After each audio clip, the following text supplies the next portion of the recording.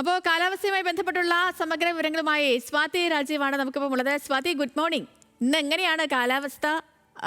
മഴയ്ക്ക് എന്തെങ്കിലും സാധ്യതയുണ്ടോ?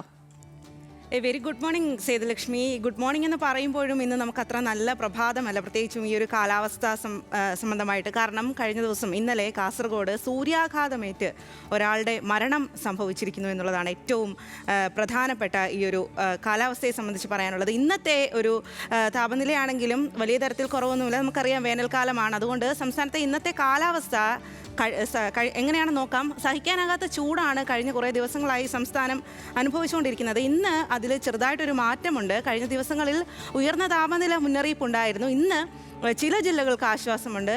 കാലാവസ്ഥാ വകുപ്പിൻ്റെ റിപ്പോർട്ട് അനുസരിച്ച് ഇന്ന് 9 ജില്ലകളിലാണ് ഉയർന്ന താപനില മുന്നറിയിപ്പുള്ളത്. തിരുവനന്തപുരം, ആലപ്പുഴ, ഇടുക്കി, എറണാകുളം, വയനാട് ജില്ലകൾ ഒഴികെ മറ്റെല്ലാ ജില്ലകളിലും ജാഗ്രതാ മുന്നറിയിപ്പുണ്ട്. ചില ജില്ലകളിൽ മഴയുടെ മുന്നറിയിപ്പുമുണ്ട്. നമുക്ക് അത് എങ്ങനെയൊക്കെയാണ്, ഏതൊക്കെ രീതിയിലാണ് എന്ന് നമുക്ക് നോക്കാം. വിവിധ ജില്ലകളിലെ താപനില മുന്നറിയിപ്പ് എങ്ങനെയാണെന്ന് പരിശോധിക്കാം. പ്രത്യേകിച്ചും പാലക്കാടും കൊല്ലത്തും തൃശ്ശൂരുമാണ് ഇന്നും ഉയർന്ന താപനില ഉള്ളത്. പാലക്കാട് 38 ഡിഗ്രി സെൽഷ്യസ്, കൊല്ലത്ത് 37 ഡിഗ്രി സെൽഷ്യസ്, അതുപോലെ തന്നെ തൃശ്ശൂർ 36 ഡിഗ്രി സെൽഷ്യസ് ആണ് ഇന്നത്തെ ഉയർന്ന താപനില.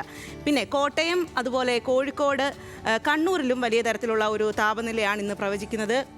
കോട്ടയത്ത് 36 ഡിഗ്രി സെൽഷ്യസും കണ്ണൂരിൽ 35 ഡിഗ്രി സെൽഷ്യസും അതുപോലെ തന്നെ കോഴിക്കോട് 35 ഡിഗ്രി സെൽഷ്യസും ഉയർന്ന താപനിലയാണ്.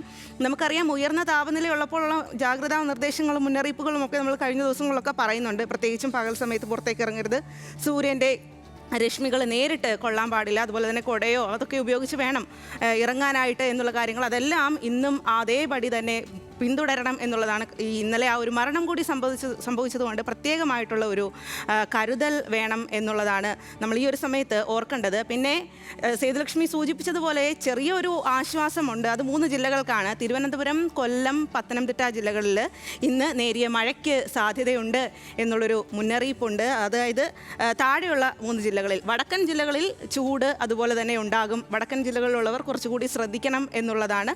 പിന്നെ മറ്റ് കേരള, ലക്ഷദ്വീപ് തീരങ്ങളിൽ മത്സ്യബന്ധനത്തിന് വലിയ വിലക്കൊന്നുമില്ല. എവിടെയും അത്തരത്തിൽ ഉള്ള വിലക്കുകളൊന്നുമില്ല.